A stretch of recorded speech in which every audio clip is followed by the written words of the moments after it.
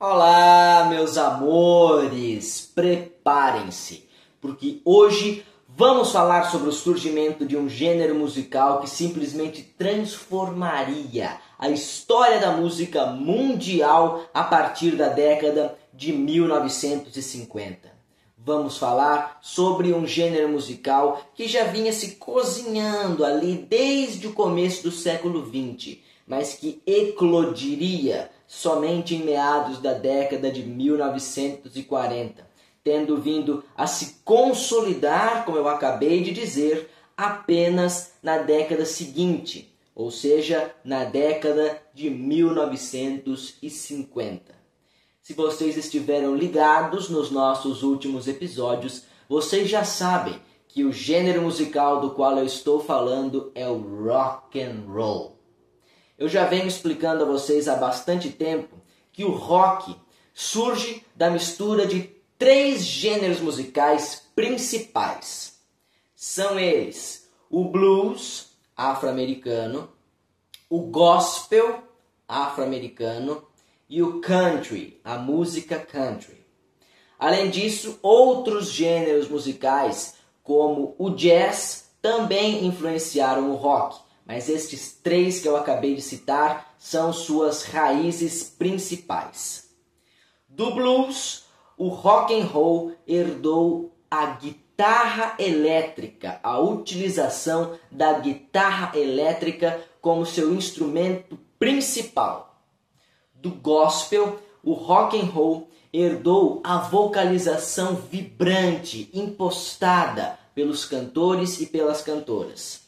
E do country, o rock and roll herdou a utilização de acordes simples, tocados em ritmo acelerado, com o foco na utilização de acordes maiores, bem como seus correspondentes na escala diatônica musical. Senhoras e senhores, em nosso programa de hoje, vamos falar sobre a mulher que gravou a primeira canção, aquela que é considerada a primeira canção de rock de todos os tempos.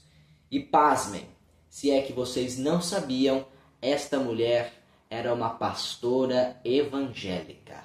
Não diga! Digo! Que coisa! Eu estou falando de Rosie Etta Atkins, mais conhecida pelo seu nome artístico de Sister Rosetta Tharpe, que nasceu no dia 20 de março de 1915, na cidade de Cotton Plant, estado norte-americano do Arkansas. Rosie Etta Atkins era filha de pais separados e vivia apenas com sua mãe. Tanto seu pai quanto sua mãe eram catadores de algodão, o que não é de se surpreender, visto que traduzindo para o português, o nome da cidade onde Rosie Etta nasceu, Cotton Plant, significa plantação de algodão. A diferença é que a mãe de Rosie Etta Atkins, além de catar algodão, também cantava e tocava na igreja da cidade. Isso já foi influenciando a pequena Rosie Etta desde pequena. Aos 4 anos de idade, ela aprendeu a tocar violão e acompanhava sua mãe nas cantorias da igreja local. Aos 6 anos de idade, passou pela cidade uma trupe de pastores evangélicos e seus seguidores que viajavam por todo o país, por todos os Estados Unidos, pregando a palavra de Deus e utilizando durante suas pregações algumas manifestações artísticas, como a música. A mãe de Rosie Etta Atkins juntou-se a esta trupe de evangelistas junto com sua filha. E podemos dizer que assim elas partiram por sua primeira turnê nacional, ao final da qual viriam a se estabelecer na cidade de Chicago. Foi lá que Rosie Etta Atkins pôde entrar em contato com outros gêneros musicais além da música gospel, como principalmente o blues e o jazz, que desde aquela época eram muito populares em Chicago. Chicago. E assim, nossa artista de hoje trocaria o violão pela guitarra elétrica e trocaria também seu nome artístico de Rosie Etta simplesmente para Rosetta, uma forma mais condensada e, portanto, mais fácil de se repetir. Aos 19 anos de idade, em 1934, Rosetta se casaria com o também pastor evangélico Thomas Tharpe. Foi o sobrenome dele que ela utilizou para o resto de sua vida como seu sobrenome artístico, Sister Rosetta Tharpe. Sister, porque traduzindo esta palavra para o português, isso significa irmã. Ela tomou esse prenome em seu nome artístico, pois ela se considerava parte de uma comunidade, de uma irmandade evangélica. Rosetta, porque era a contração, ou antes a condensação de seus dois primeiros nomes, Rosie Etta. E Tharpe, porque era o sobrenome de seu primeiro marido, Sister Rosetta Tharpe. Depois do pastor evangélico Thomas Tharpe, a nossa artista de hoje ainda se casaria mais 2 vezes. Porém, como eu disse, conservaria o sobrenome de seu primeiro marido como seu eterno nome artístico. Foi ainda com Thomas Tharpe que ela se mudaria de Chicago para Nova York no ano de 1935. E já separada dele em 1938, ela gravaria o seu primeiro disco musical. A primeira canção gravada por Sister Rosetta Tharpe seria uma canção gospel com um balanço diferente, um tanto jazzístico, mas com um lado puxado também um pouco para o blues. Uma das fontes que eu consultei dizem que a maior parte das canções de Sister Rosetta Tharpe podem ser consideradas exatamente por esta combinação.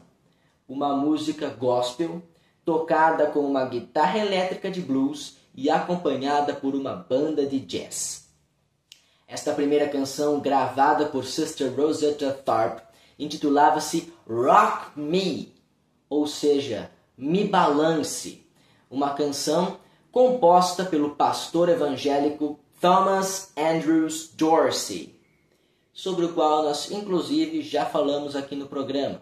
Ele é o compositor da canção Peace in the Valley. There will be peace in the valley for me. Depois disso, no princípio dos anos 40, Sister Rosetta continuaria gravando seus sucessos da música gospel, como por exemplo Up Above My Head, canção folclórica afro-estadunidense da qual nós já falamos aqui anteriormente. Até que finalmente no ano de 1944 ela gravaria a nossa música de hoje, que depois de muito tempo seria considerada mais recentemente a primeira gravação de rock de todos os tempos.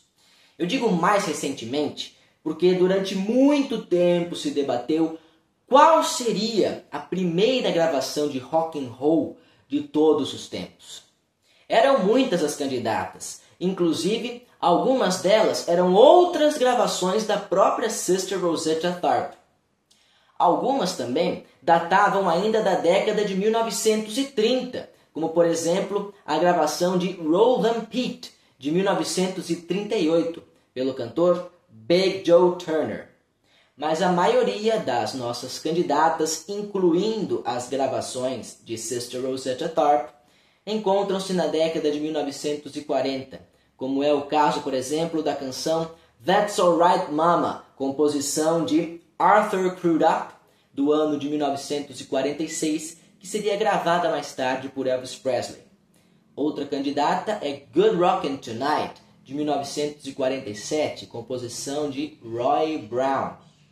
Outra candidata é The Fat Man, de 1949, composição de Fats Domino.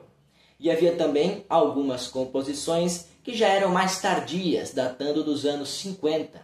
É o caso de Rocket 88, de 1951, composição de Ike Turner, que futuramente se casaria com nossa Tina Turner. Todos esses nomes que eu citei são cantores e compositores que, futuramente, nos anos 50, quando o rock já estaria consolidado enquanto gênero musical, passariam a ser considerados como os primeiros roqueiros, os pioneiros do rock and roll. Mas havia também entre os candidatos alguns cantores e compositores que não eram envolvidos diretamente com o universo do rock. É o caso do nosso Nat King Cole, com sua gravação de That Ain't Right, do ano de 1941. Mas em todas estas gravações, e em também muitas outras que eu não citei, sempre faltava um detalhe. Às vezes a música até tinha aquele balanço do rock, mas faltava a guitarra elétrica. Outras vezes a música incluía a guitarra elétrica, mas acabava puxando mais para o lado do blues, para o lado do country, ou até mesmo para o lado do jazz. A partir de 2016, entrou-se em uma espécie de consenso entre os grandes estudiosos sobre as origens do rock and roll, de que a primeira canção de rock gravada na história da humanidade seria a nossa música de hoje. Strange Things Happening Every Day, de Sister Rosetta Tharpe, que traduzindo para o português significa Coisas estranhas acontecem todos os dias. Strange Things Happening Every Day é uma composição da própria Sister Rosetta Tharpe, que vai falar nesse contexto da música gospel, nesse universo da religião evangélica, sobre a proximidade da chegada do juízo final. Sister Rosetta Tharpe chega a essa dedução de que o juízo final está próximo a partir da observação de coisas estranhas que acontecem todos os dias. E a partir destas coisas estranhas, ela se aproveita para fazer críticas às pessoas que vão à igreja e não praticam os ensinamentos de Jesus Cristo, como principalmente o amor ao próximo. Uma das críticas que Sister Rosetta faz em sua canção é de que muita gente se diz crente, se diz cristão evangélico, vai à igreja, mas fica criticando o próximo, fica julgando a vida alheia, fica opinando onde não deve, em vez de cuidar da sua própria vida. E nisso se inclui até mesmo o crime do racismo. Sister Rosetta Tharpe vai dizer como é que pode a pessoa que se diz crente, se diz cristã, se diz evangélica, vai à igreja e não vê que o negro também é seu irmão. Coisas estranhas acontecem todos os dias. O juízo final está chegando e todos estes pecadores serão punidos. É uma crítica que nossa Sister Rosetta Tharpe faz em ritmo de rock and roll. Vou deixar sua gravação original de 1944 aí embaixo na descrição do vídeo. E destaco que, embora esta canção seja hoje em dia considerada o primeiro rock de toda a história, ela não foi publicada durante seu lançamento como um rock and roll, porque esse ainda era um gênero musical emergente na época. Ninguém sabia direito como chamar, como nomear. Em 1947, o gênero já estava um pouco melhor definido. Tanto é que nós temos canções que, além de serem lançadas como rock and roll enquanto gênero musical, possuem esta palavra no próprio título das canções, como é o caso de Good Rockin' Tonight, que eu já citei no nosso bloco anterior, composição de Roy Brown.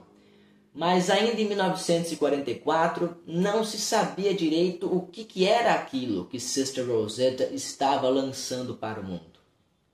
Mal sabia ela o que nós sabemos hoje, que sua música mudaria gerações da música mundial dali para frente. Uau! Como eu disse, Strange Things Happening Every Day não foi lançada como um rock and roll em sua época.